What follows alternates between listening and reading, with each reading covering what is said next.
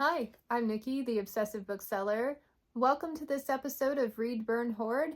It's a series I adapted from Books with Emily Fox's 1 Week, 1 Shelf challenge. And basically, I spend an entire month evaluating one shelf at a time, deciding whether or not to read the books, burn the books, donate them, or hoard the books. And I am slowly making my way through my entire collection of unread backlist, and it is currently my favorite feature I have going on this channel. I'm really happy with all of the progress that I've been able to make. I have made so many holes in this section that I've been able to squish everything so that it fits all on one wall. If you've been following the series, you may remember that I had books along the top on the other side.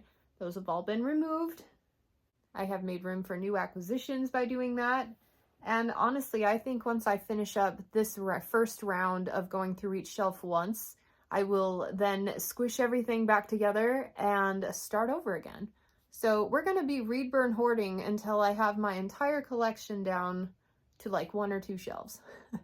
My eventual goal for this section is to only have 1 or 2 bookcases of unread books in this library and have everything else be books that I've read and loved. Now, this is a very lofty goal, but I kind of thrive on goals like that because I think if I just keep reading and letting things go, it is a very attainable thing to get down to just that small amount of books. But I need to stop buying stuff at Book Outlet. Anyway, I digress. So at the end of last video, I picked out of a jar shelf number 12. And I'm very excited about this one. So let's go take a look and I'll show you what's on it. Welcome to shelf number 12. This is almost entirely a shelf of mass market paperbacks, and only a few of them have covers.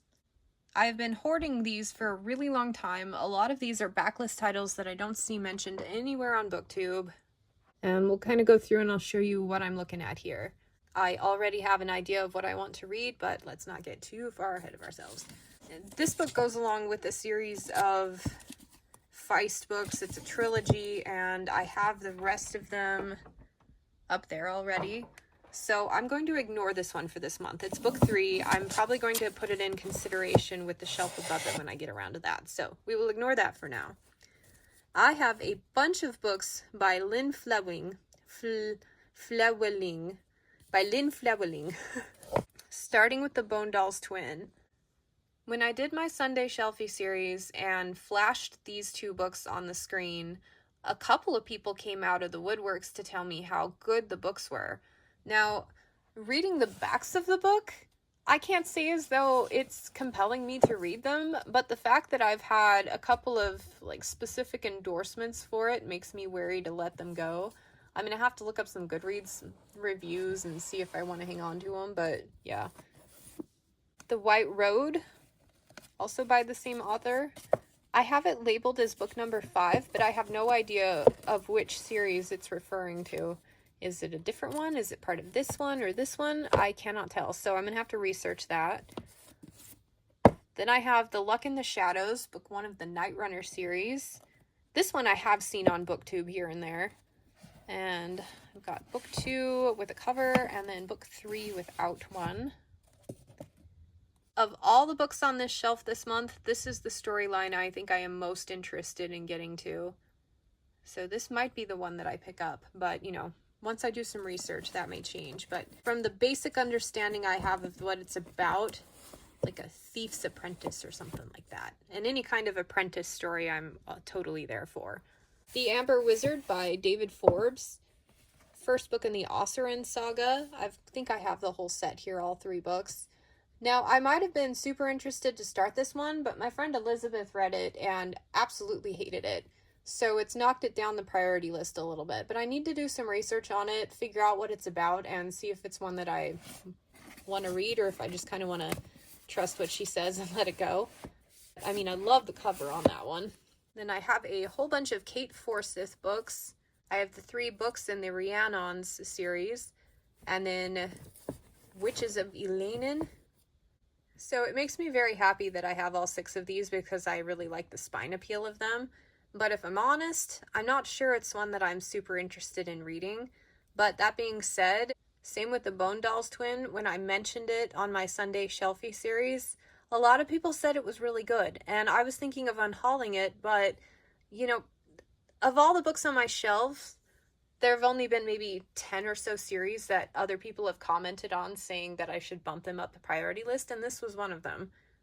I think it's the word witches that's throwing me off. Like, I like urban fantasy and I like fantasy, but I don't really like it when they mesh them together, because it's usually like poorly done of each, if that makes sense. And then I have the Path of Fate series by Diana Farrow Francis. Mine do not have covers. This is a series I have fancied, I've been interested in reading for a really long time, and I even included in a whole bunch of high priority to be read lists, but I never seem to make my way around to it. I think I'm worried that the fantasy element isn't going to be strong enough, but that's totally based on the covers and nothing to do with any research that I've done on it whatsoever. But it'll be interesting when I kind of look through on Goodreads to see if I let any of these books go. And then we have Dragon's Ring by David Freer. I kept this one because I really liked the cover. Yeah, I know. I'll show you what it looks like. But it's a dragon story from the dragon's perspective, and I love stuff like that. And I think it's a standalone. So, I mean, you can't really go wrong with that. So that's the lineup. These are the books that I have to pick from this month. And I'm predicting that I'm probably not going to unhaul that many of them, but because I am actually actively excited to read most of them, either because of recommend or because of just my own inklings from staring at them for over 20 years. So my next update, I'll probably let you know which one I end up picking and slowly go through and do some research on them. I always think I know what I'm going to do until I research things, and then I surprise myself. I'm finally ready to take a few minutes to research a few of these a bit further. So I'll let you know what I discover. I had a chance to go through all of the books, look things up on Goodreads, and kind of get an idea on what I want to do with them. And let's go through them. The Bone Dolls Twin by Lynn Flewing. I'm not going to lie, when I picked the shelf, I kind of skimmed the backs of the books to see which one I might be interested in reading. And this one did not interest me at all. I was thinking, well, that would be a really good candidate for unhauling. But a combination of viewers commenting and telling me it's good, and then the really high praise ratings on Goodreads, it has bumped it up the priority list for me. I am really interested to see what so many people see from this series, and in fact have set up a buddy read with my patrons for the first book in December. But right off the bat, it looks like this is the one I'm reading. I believe I have books 1 and 3 here, and I mean, these are strip copies, so once I read them, I might let them go. And if I really like it, then I can purchase one with a cover on it. For now, I'm clutching them and actually kind of looking forward to it. Of all the things on the lineup, this is the last one I thought I would pick, so it's kind of ironic that it's the one I'm actually going to be reading this month. Same author, different series. I found out The White Road is book number 5 to this like 7 or 8 book series here. I don't have book 4, and it looks like only the first 2 have covers and these don't, so I'm just gonna say, like, the fact that this is the same series and this book does not match, I am gonna put that one up for unhauling. I mean, realistically, I'm not gonna be reading these physically anyway. I'll probably either pick up an ebook or an audiobook. I'm getting rid of that one simply because it annoys me. Anyway, if I like the Bone Dolls Twin, then I will try this series here. Not quite as high ratings, but yeah, interesting premise. The reviews were kind of all over the map, so it didn't really help me out a lot, but the idea, the back of the book description of the story sounds interesting to me, and it was the one I was going to pick before I landed on Bone Dolls Twin. So, the Osirian Trilogy by David Forbes. Of all the books on this shelf, this is the cover that I liked the most. Very intrigued by this. When I first picked it up like 20 years ago, I thought, ooh, that one's going to be really good. Now, normally when I read bad reviews online, I think, okay, noted, but I'm still going to try the series out anyway to see what I think of it. But between a trusted friend telling me that this was boring AF, and then just across the board really awful reviews on Goodreads, saying much to the same effect that the idea was cool, but the execution was just atrocious. So in a rare fit of actually taking people at their word, I'm gonna unhaul this trilogy. I might change my mind on that because the covers are so cool, but yeah, now that I know that it's probably going to be a boring read and suffer in execution, I won't pick this series up ahead of almost everything else on my shelves. And the whole point is to get my collection down to just the best books that I think I'll be able to read within the next 5 years. So, letting these go for now. Okay, let's talk about Kate Forsyth. There's a lot of books in this series. The Witches of Elinan. I really like the spines. Mine don't have covers. Eventually, I will be unhauling everything that doesn't have a cover, but I don't mind keeping them for now as just place markers of books that I want to read. The idea of this one sounds cool. It has pretty decent ratings online, and I think I would like to give it a try. And the good news is, if I like it, I have a whole series to dive into. If I don't like it, I have this much space on my shelf. And as it happens, the Rhiannon's Ride trilogy is a continuation in the same world set in the future from this series. So I won't even get to these until I try that one out. So I've got this like giant cluster of Kate Forsyth books that I need to decide if I want to keep or not by reading them. You know, logically, this would be the place to start because it'll have the most impact. But yeah, doing that one instead. Path of Fate series by Diane Farrow Francis. I've been hanging on to these forever. And truth be told, when I read the description online, I think, that I don't think that has enough fantasy elements to appeal to me. But for some reason, I'm still hanging on to it because I've had it on my shelves for so long. They don't even have covers.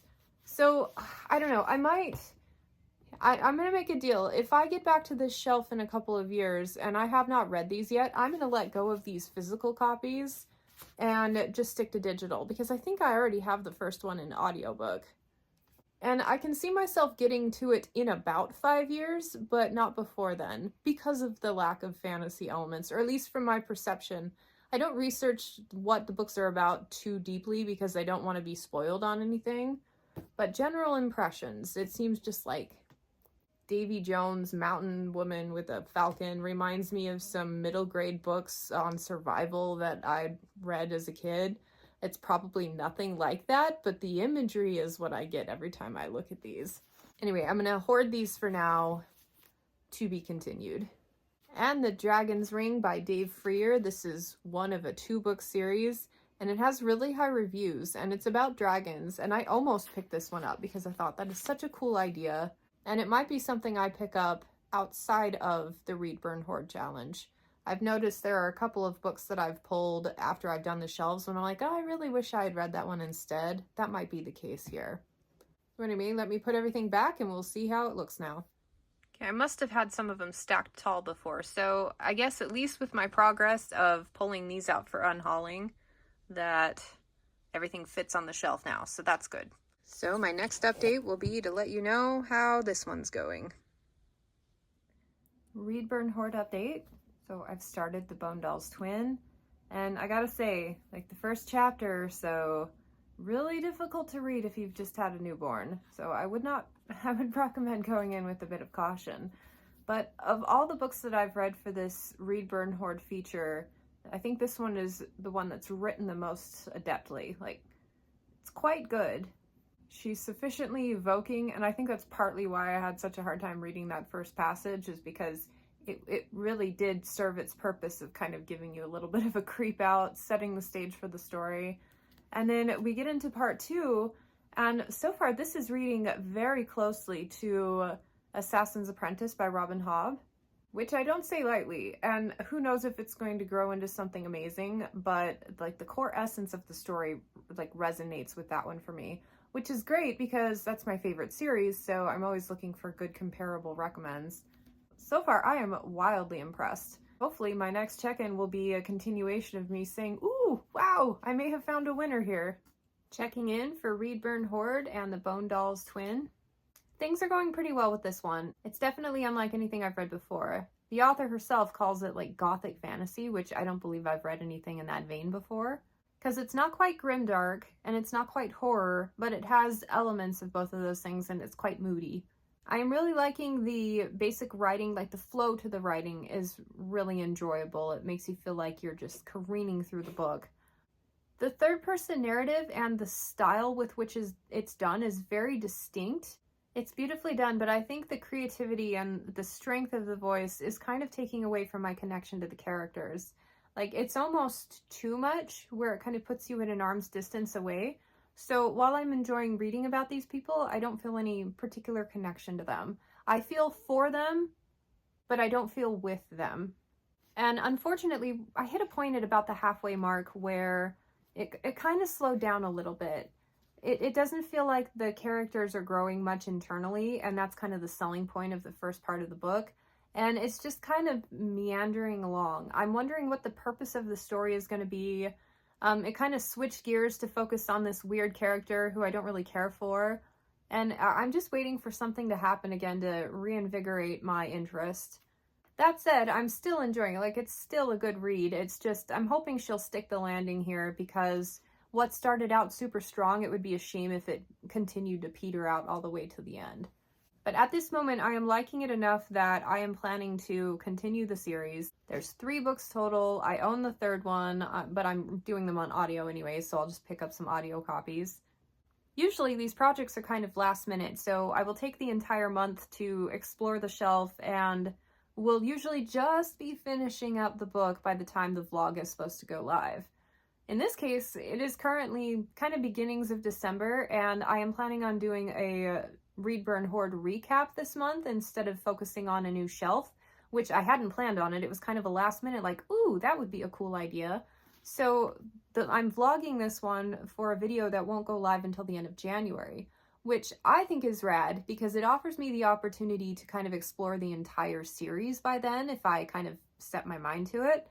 And I think I might do that. I think it might be really cool to give you the full picture of what to expect from a series. And it will also mean that I'm not carrying over sequels. I'm starting all these series for this project and have not built into my routine or schedule the time to continue with any of them. Whether or not I follow through on that will entirely depend on how much I end up enjoying this book. So far, it's looking good. I finished the Bone Doll Twin, and overall I've got positive things to say about the book. So it hit a point about the halfway point where it slowed down quite a bit, and I wasn't sure I was enjoying it or as invested. And in fact, it took me like maybe 3 days to get halfway through the book, and then almost the rest of the entire week to get to like the 75% mark. And then once it hit its stride again, it kind of changed settings, added some new characters, and suddenly there was life infused into the book again, and I found myself engaged. So there was a little bit of a slog, but overall, yeah, really interesting story. I think this is going to be one where even if I don't remember individual components, I will remember how it made me feel. It's a very weird book. Very unconventional, but yet a lot of familiarity. Like, there were some themes in here that resonated with what I have read in the Malice series by John Gwynne. I'm not saying if you like that one, you'll like this one, but near the end there were some things that definitely reminded me of that. And then, like, the very beginnings, the type of character profile and the kind of trauma involved with it reminded me a bit of Assassin's Apprentice by Hobb. So, I mean, those are very lofty names that I'm tossing around, and I don't think this one was as good as those, but it had the essence of it, and it was interesting.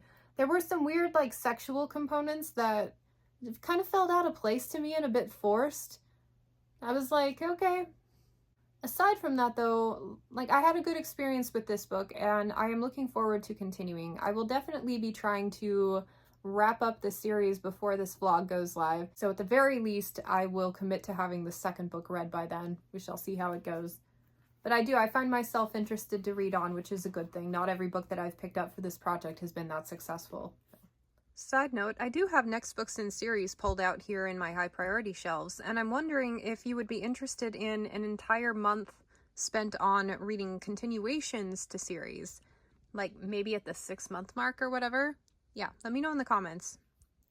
It has been about 3 weeks since my last update, and I'm gonna have to eat some crow and admit that I'm just not gonna have time to read books 2 and 3 in the Bone Doll Twin series. My ambition always exceeds my time, especially when it comes to specialty projects like this. And maybe I'll get to a point where I've reduced the number of outstanding series so much to the point where I feel comfortable abandoning everything to pick up just an okay series for myself. But at the moment, I was looking at my schedule, and I liked the Bone Doll Twin. 3 or 4 stars, like a good read, and I am interested in picking up the next ones.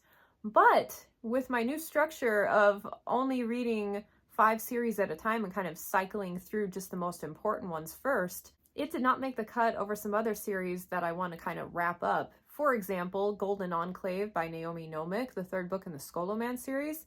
I want to read that one far more than I want to read the continuation to this one. So I am going to add books 2 and 3 to my ever-growing list of sequels that I need to get back to for this project. And today I'm just going to pick a new shelf. But first, since I covered the read portion, let's talk about the burn hoard portion, which I'm also dreading because I'm going to eat some crow here also. So this is the shelf, and the more careful observers might note that I have replaced everything that I pulled out to burn initially. I have a couple of reasons for this. First of all, having experienced this author's writing, I decided that I am interested in this series. One of my patrons figured out that this is actually a continuation to the Bone Doll Twin. That's a prequel trilogy, and then this continues everything. It's about 7 books. And I thought, okay, I have no idea if this one's still available in regular, like, cover included purchasing or not, or if I'd have to get it used. And I would much rather, if I like the series, keep this one on my shelves because it has a nice spine and it's a clean copy, than I would have to replace it with an old grody used copy. So, keeping that, and at least until I try the first book in this one and get through more of her writing. And then I decided to put this one back on the shelf. For some reason, it just wasn't sitting comfortable with me to unhaul it. I had it in the pile, I was uploading it to Pango, but something about it made me hesitate, and I think it's because even if it's poorly executed and I don't like anything about it, I at least want to experience the atmosphere of it for myself before letting it go. Masochistic tendencies. Will I pick that one up over the rest of the ones on the shelf? Probably not first, maybe out of a morbid sense of curiosity, but I'm just not sure. Anyway, so this is a lackluster month in unhauling. I'm keeping everything, which I guess is the prerogative. The point of the project is to curate my shelves, but I want to do it in a way that feels right, and right now letting those go didn't feel like the right thing to do. So, there's that. This is a hoard heavy month. Go me. It's funny, because I'm so passionate about this particular project, and because I know how many of you love watching it, I feel this weird sense of obligation not to let you down, like, oh, I better unhaul a lot of books this video, or I better read a lot more than I'm able this video, you know, all of those things where I think I'm not doing a good job unless I'm doing it perfectly. But this month, it took about 3 weeks of thinking about it to be okay with not having a very stellar month on those accounts. Because at the end of the day, this is my collection, and I've got to be authentic to my wants and desires for it. And I love bringing everybody along with me, but I need to let go of that pressure I feel to do things perfectly. And in saying that, I'm hoping it'll reinforce my ideal not to put too much pressure on my shelf as I get to each one. Like, this is supposed to be fun. And so far it has been fun, but I was on the border of trying to do too much with this shelf this month, and that kind of took away the enjoyment a little bit. And I have also learned that having more time does not mean that I will actually use it wisely. It's the whole having the entire semester to write the paper as opposed to having just 2 weeks before it's due kind of a thing. Like, give me 3 months, I probably still will only read 1 book per shelf. That's where we're at. Anyway, the fun part, my favorite part, picking a new shelf for the next focus. We have shelf number 3. Ooh, I can see it from here, and I think it's going to be a good one. That is so ironic that shelf number 3 was picked.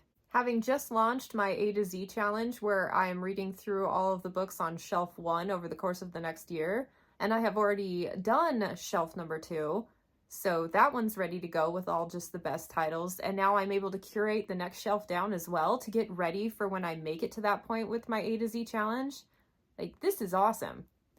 I am really looking forward to seeing what kind of mischief I can get up to with it this month, so stay tuned. Thanks so much for watching, and I hope to catch you next month.